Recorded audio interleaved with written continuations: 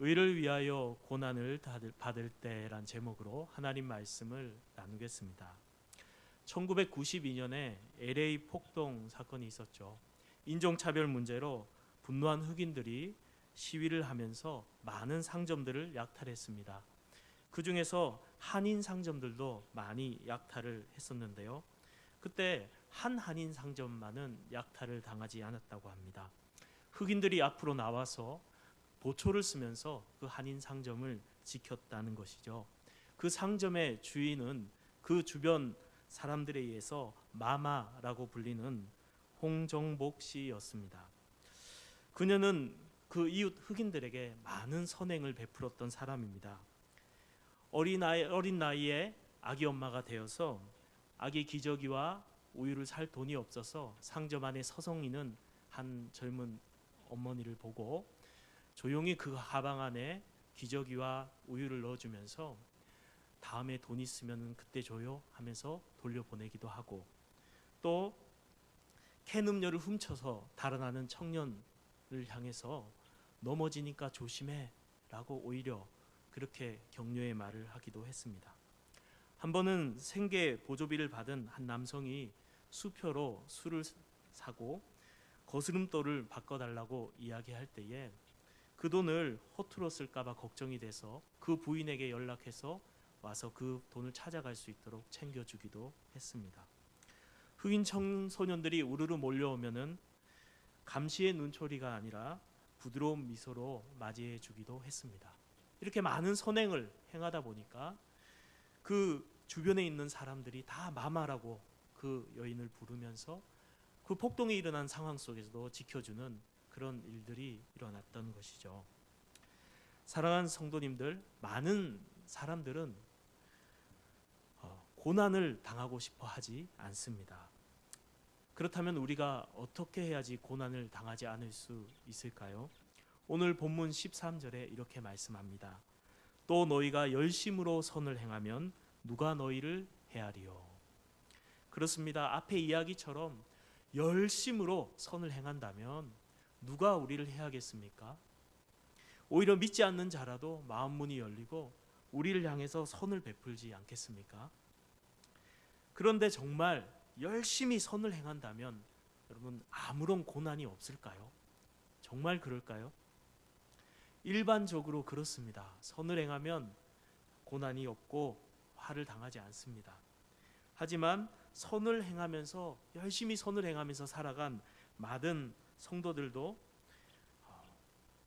중에서도 고난을 받은 사람들 또한 많이 있다는 사실을 우리는 기억해야 됩니다. 디모데후서 3장 12절 말씀에서는 이렇게 말씀했죠. 무릇 그리스도 예수 안에서 경건하게 살고자 하는 자는 박해를 받으리라. 그렇습니다. 실제로 사도들은 많은 박해를 당했습니다. 초대교회 성도들도 박해를 당했습니다. 종교개혁 시대에 영국과 프랑스와 그리고 네덜란드에 있던 많은 개신교들도 참으로 선한 삶을 살아갔지만 많은 박해와 순교를 당했습니다. 우리나라도 일제 강점기와 6.25 때에 많은 믿음의 사람들이 순교를 당하고 고난을 당했습니다. 그렇습니다. 우리 시대에는 그 정도 고난은 아니지만 또한 의를 위해서, 하나님 나라를 위해서 하나님 말씀대로 살아가려고 할 때에 우리 가운데서도 손해보고 아픔 당하고 힘든 일을 겪고 수고로움을 당하고 그런 고난들을 당할 수가 있습니다. 그러나 낙심할 필요가 없습니다. 왜냐하면은 고난 당하는 자에게 주신 하나님의 약속의 말씀이 있기 때문입니다. 14절 말씀 우리 같이 한번 읽어볼까요? 상반절 말씀만 시작. 그러나 의를 위하여 고난을 받으면 복 있는 자니. 의를 위하여 고난을 받으면 복 있는 자니. 어디서 많이 본 말씀 아닙니까? 베드로가 누구 제자죠? 예수님 제자죠. 예수님이 산상수훈에서 이런 말씀을 하셨습니다. 의를 위하여 박해를 받는 자는 복이 있나니. 기억나십니까? 의를 위하여 박해를 받으면 복이 있나니. 무슨 복이 있죠? 오늘 본문에는 없지만 베드로가 예수님께 배웠잖아요. 무슨 복인지 말하지 않아도 예수님이 이미 하신 말씀 속에서 충분히 알 수 있어요. 복이 있나니 천국이 그들의 것입니다. 나로 말미암아 너희를 욕하고 박해하고 거짓으로 너희를 거슬려 모든 악한 말을 할 때에는 너희에게 복이 있나니 기뻐하고 즐거워하라. 하늘에서 너희 상이 큼이라. 그렇습니다.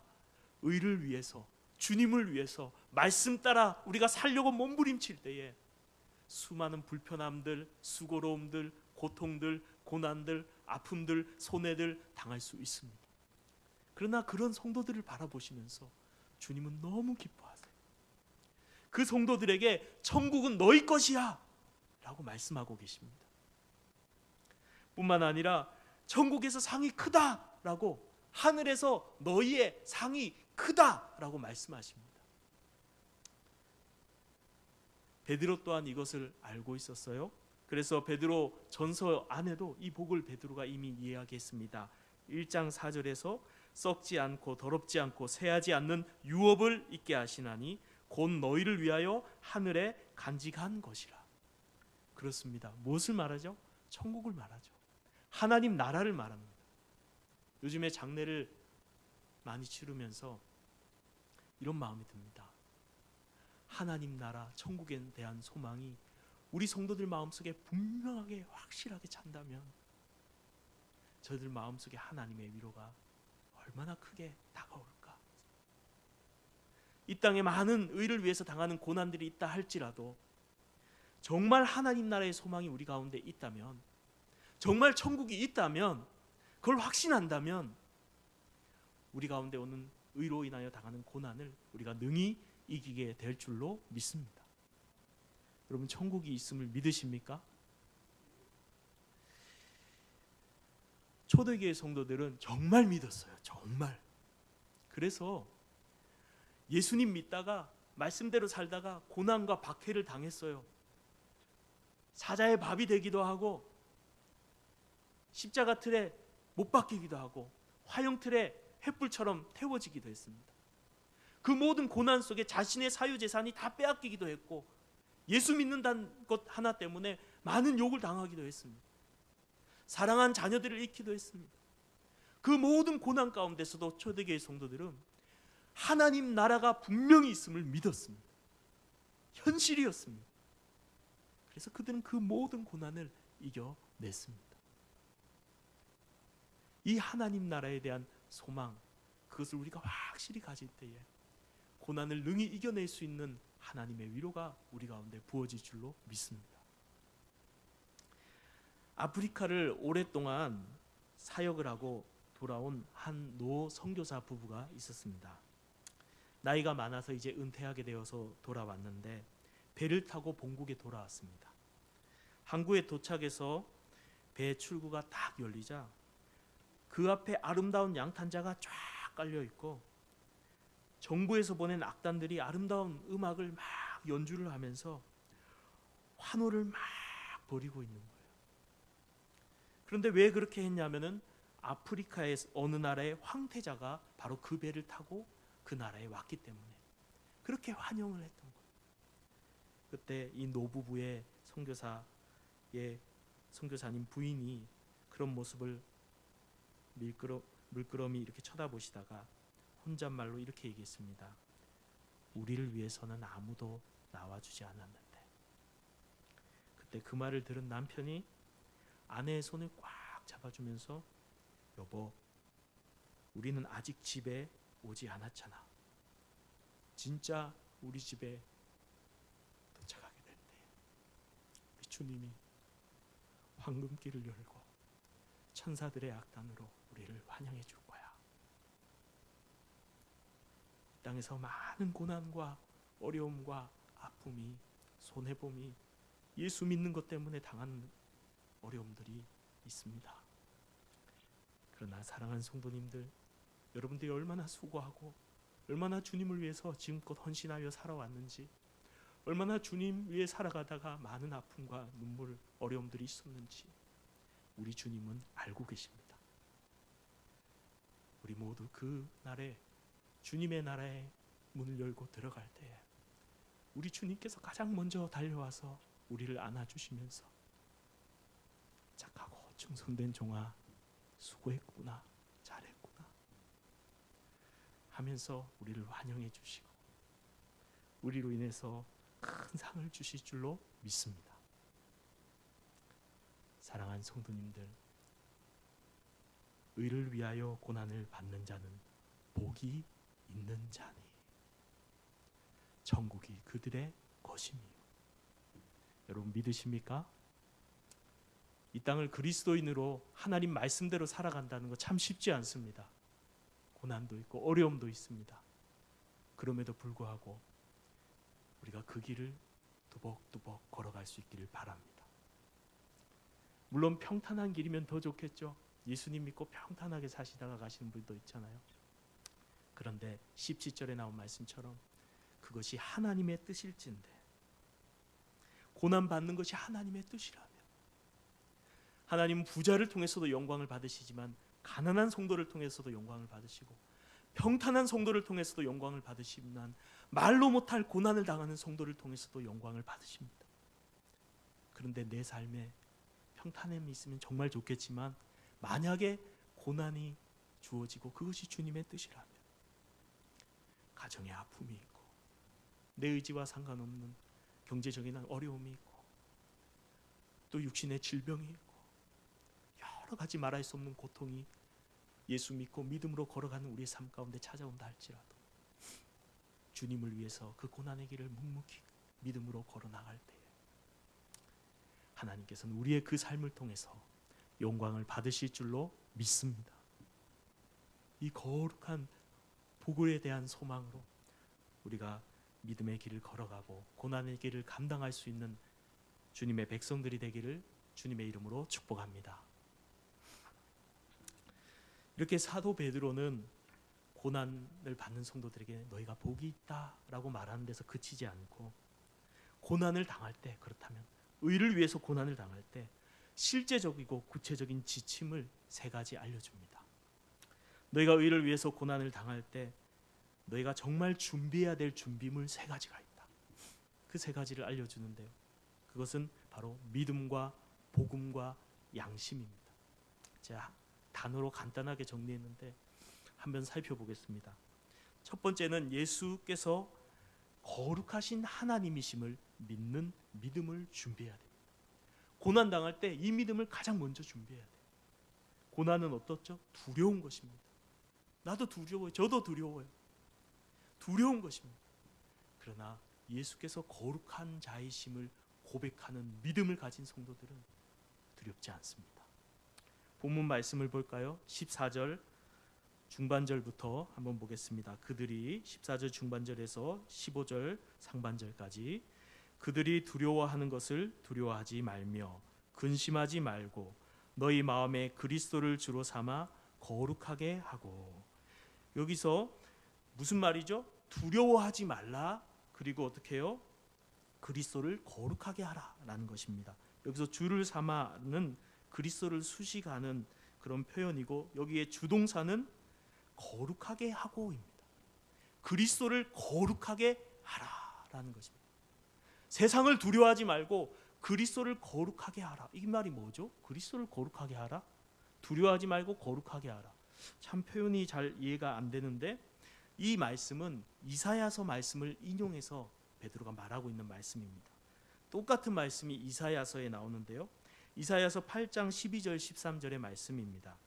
어떤 상황에서 말하는 것이냐면, 아수르 그리고 왕이 유다의 그 아시아가 다스리는 아하스 왕이 다스리는 그 시대에 아수르 왕이 유다를 공격해 오는 것입니다.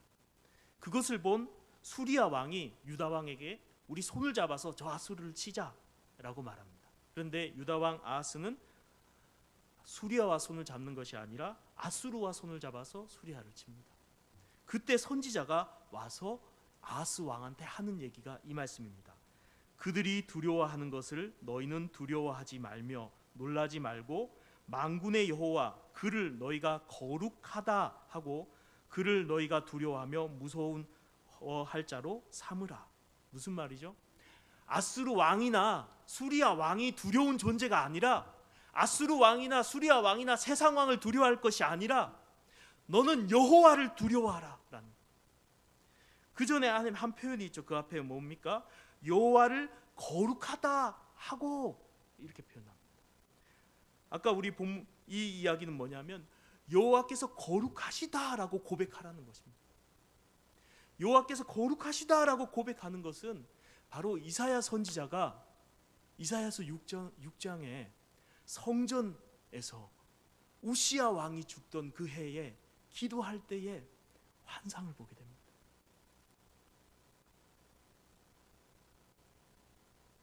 주님께서 높은 보좌에 앉으셨는데 그 옷자락은 성전에 가득하고 스랍들은 얼굴과 발을 가리고 두 날개로 날면서 거룩하다 거룩하다 거룩하다 만군의 여호와 그 영광이 온 땅에 충만하다. 이사야가 부정함 나여 망하게 되었도다. 부정한 입술을 가지고 만왕의 왕을 내가 베었으며 라고 고백합니다. 무슨 말이죠? 이사야는 우시야 왕이 죽던 그 해에, 참으로 훌륭했던 그 왕이 죽던 그 해에 그 왕이 죽으니까 어떡하지? 근심될 수 있는 그런 국내적인 상황 속에서 참되신 왕을 보아버렸습니다. 바로 만군의 하나님 여호와. 그러면서 그는 깨닫게 되었어요. 온 세상에서 가장 높으신 그 어떤 누구와도 구별되어지는 분이 바로 여호와 하나님이라는 사실, 그분이 만왕의 왕이란 사실, 거룩하신 분이란 사실을 알게 되었습니다. 이 이사야의 거룩하다는 개념 속엔 이 의미가 있는 거예요. 그래서 말하고 있는 것입니다. 뭐라고 말하고 있습니까? 여호와는 거룩하다라고 너희가 고백하라. 여호와 하나님은 아수르 왕보다, 수리아 왕보다 더 높으신 왕임을 너희가 알라, 믿으라. 거룩하신 하나님, 크신 하나님임을 믿어라 라고 이야기하는 거예요. 이 구절을 가지고 와서 이제 베드로가 이야기하는 거예요. 그 여호와의 자리에 그리스도만 딱 바꿔놨어요. 그러면서 뭐라고 말합니까? 그리스도를 거룩하게 하라라는 이 표현은 이사야에서 여호와를 거룩하다라고 말하라, 즉 그리스도를 거룩하다라고 고백하라라는 이야기예요. 이야기가 무엇입니까? 예수님의 거룩하신 분인 하나님이심을 고백하라는 거예요. 그것을 고백한다는 것은 예수님이 이 왕들보다, 지금 신약 시대의 로마 황제보다 더 큰 왕이 예수 그리스도이심을, 그분이 참 하나님이시고 거룩한 분임을 믿고 그 믿음으로 고백할 때에 로마 황제의 박해와 이 땅의 모든 박해를 두려워하지 않게 될 것이다 라는 것이에요. 사랑하는 성도님들, 예수 그리스도께서 거룩하신 하나님이심을 믿으십니까? 크신 분임을 믿으십니까? 우리가 당하는 여러 가지 문제와 고난과 어려움과 환난도 어떤 로마 황제든지 이 땅의 어떤 지도자와 통치자와 권세들도 그 모든 것보다 크신 분이 예수 그리스도이심을 믿으십니까? 예수님께서 이 모든 것보다 크신 거룩하신 하나님이심을 우리가 믿게 될 때에 우리는 우리 가운데 있는 모든 고난과 박해와 문제는 그리스도보다 작다는 사실을 깨닫게 될 때에 우리는 그것을 두려워하지 않게 될 줄로 믿습니다.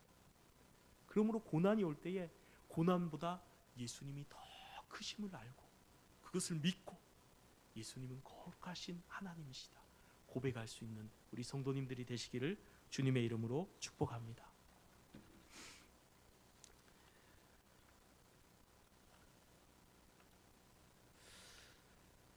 그렇습니다. 베드로가 처음에는 안 그랬어요. 베드로가 오늘 본문 22절에 예수님이 어떤 분이냐고 고백하냐면, 그는 하늘에 오르사 하나님 우편에 계시니 천사들과 권세들과 능력들이 그에게 복종하느니라. 예수님은 높으신 분이다 라고 고백하고 있습니다. 예전에는 안 그랬거든요. 베드로가 예수님을 처음 따를 때 정치적인 메시아, 인간 메시아인 줄 알고 따라갔습니다. 예수님이 붙잡히던 날 사환 여자아이 앞에서 예수를 모른다고 부인했어요. 그런데 부활하신 주님을 만나고 그분이 거룩하신 하나님의 아들이심을 깨닫고 나서 그는 대법원장과 같은 대제사장 앞에서 그의 위협에도 두려워하지 않고 담대하게 고백합니다.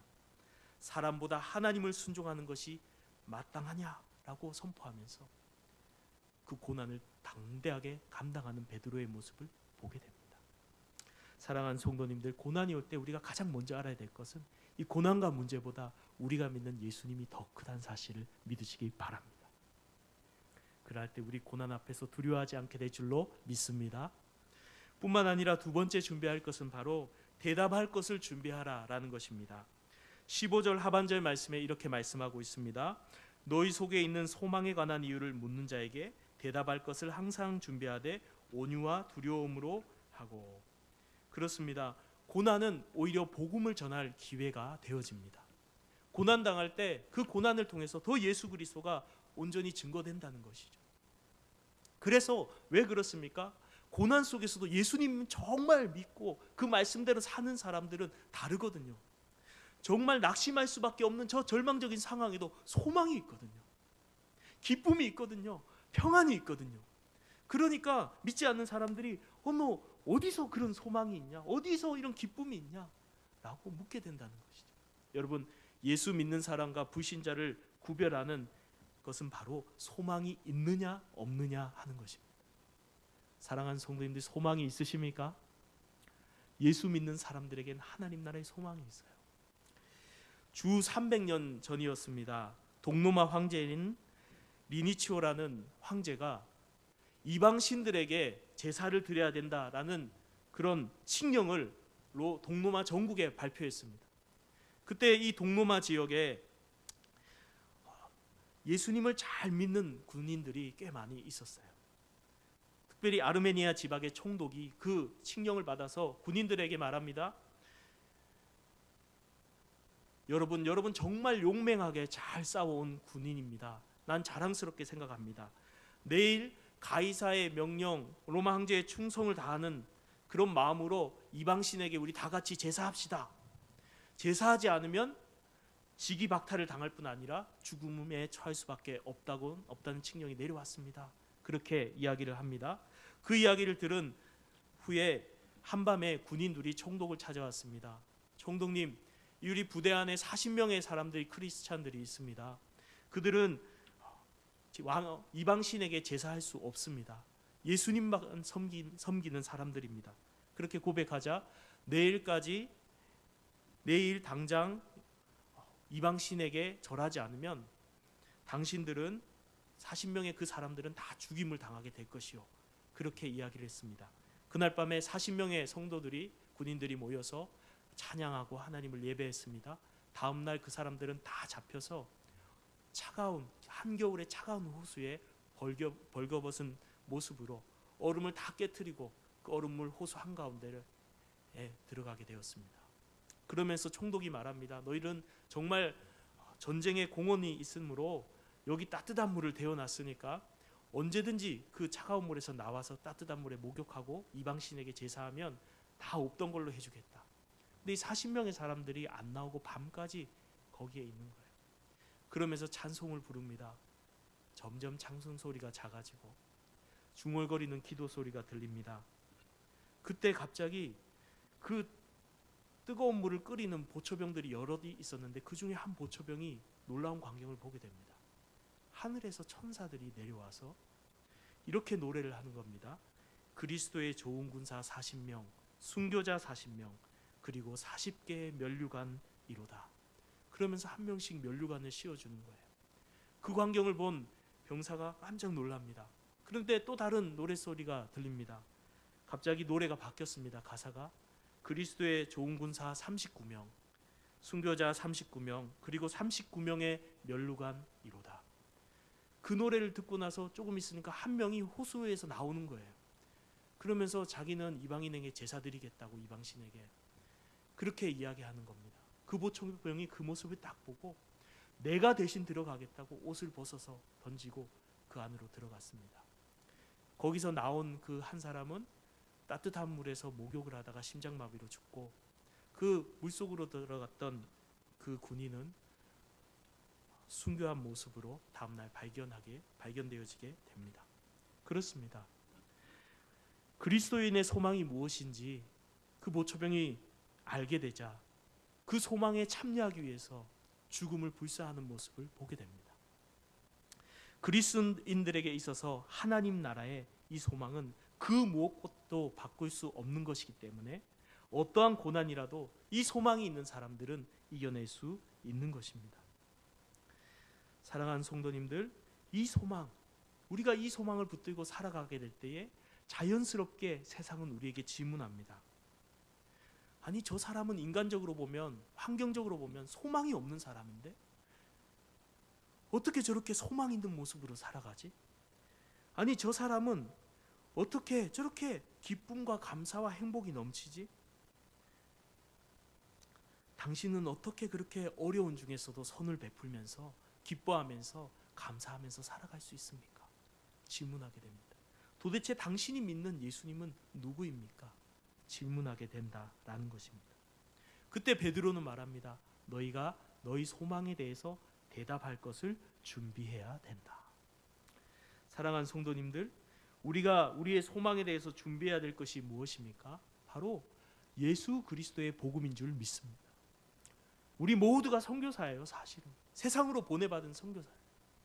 세상에 살아갈 때 믿지 않는 사람들이 예수 그리스도에 대해서, 우리의 소망에 대해서 물을 때에 예수 그리스도께서 우리의 죄를 위해서 죽으시고 나 같은 죄인을 구원하셔서 하나님 나라의 소망을 주셨노라고 담대히 얘기할 수 있어야 될 줄 믿습니다. 단지 기계적으로 복음의 공식과 내용을 외워서 이야기하는 것이 아니라 나의 신앙으로 내가 믿는 예수를, 내가 만난 예수를, 나의 복음을 전할 수 있어야 될 줄로 믿습니다. 또한 이 복음을 전할 때 중요한 것 한 가지는요, 온유와 두려움으로 하라라고 15절 하반절에서 말하고 있습니다. 무슨 말입니까? 따뜻하고 부드러운 태도로 하나님을 경외하는 두려움으로 하라라는 것입니다. 예수 안 믿는 사람한테 전도할 때에, 불신자에게 복음 전할 때에 한번 이겨보겠다라는 마음으로 공격적으로 해서는 안 됩니다.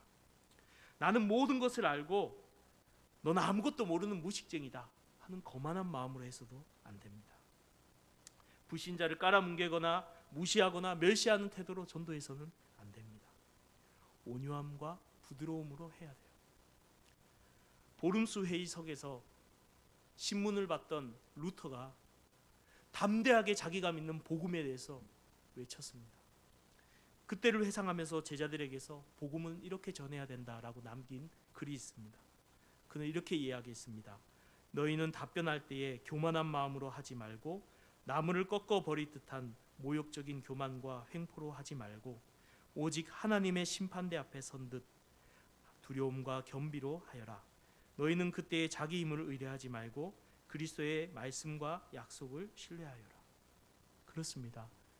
우리가 항상 준비해야 될 것 두 번째는 뭐냐면 바로 복음을 전할 준비를 항상 해야 될 줄로 믿습니다.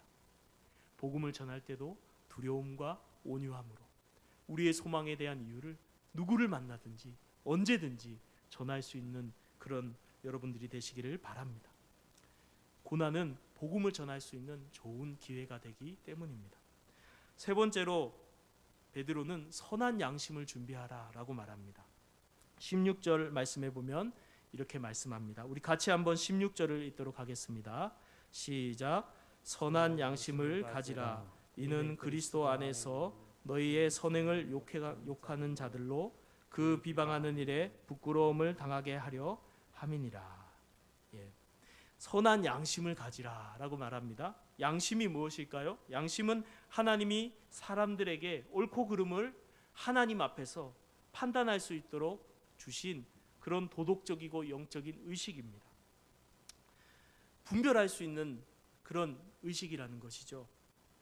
그래서 양심은요, 더러워질 수도 있고 또 깨끗하게 유지할 수도 있습니다. 어떤 사람이 어느 날 창밖을 이렇게 내다봤대요.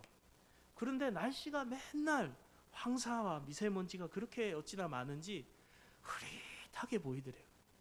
아이고, 날씨는 왜 이렇게 맨날 흐린 거야? 이렇게 생각하다가 어느 날 창문 청소를 한번 해야겠다는 마음이 큰맘 먹고 들어서 창문 앞바퀴를 트리오로 열심히 거품을 내서 깨끗하게 닦아냈습니다. 그리고 창을 다시 내다보는데 맑고 깨끗한 거예요. 밖에 날씨가. 문제는 창문에 있었던 것이죠. 창문이 더러웠던 거예요. 마찬가지입니다. 우리의 양심도 오염되면은 참으로 선한 것을 분별할 수 없는 상태까지 되어버립니다. 그러므로 우리의 양심을 항상 선한 양심이 될 수 있도록 유지하고 그렇게 닦아내는 일을 해야 되는 것입니다. 하나님 말씀으로 무엇이 옳은지의 기준에 대해서 우리 마음 가운데 세우고 죄를 회개함으로 우리의 양심에 대해서 항상 깨끗하게 유지해야 된다라는 것입니다. 그렇게 선한 양심을 가지고 우리가 살아가게 될 때 어떤 유익이 있습니까? 선행을 욕하는 자들로 그 비방하는 일에 부끄러움을 당하게 된다 하려 함이라 이렇게 말씀하고 있습니다. 그렇습니다. 우리가 참으로 선한 양심을 따라 살아가게 될 때에 저 예수 믿지 않는 사람들이 선한 행실을 함에도 불구하고 욕을 하고 모함을 하고 비방을 한다 할지라도 우리의 양심이 선하게 하나님 앞에 서 있다면 우리는 스스로 부끄럽지 않을 거예요. 도리어 그들 자신이 얼굴이 뜨거워지고 부끄러워질 것이에요. 그것이 사실이 아니라는 것이 드러날 것이기 때문에. 그러므로 사도 베드로는 너희가 선한 양심을 고난 중에서 가지라라고 이야기하는 것입니다. 그렇습니다. 고난이 없는 사람은 아무도 없습니다. 고난 없이 살면 얼마나 좋을까요?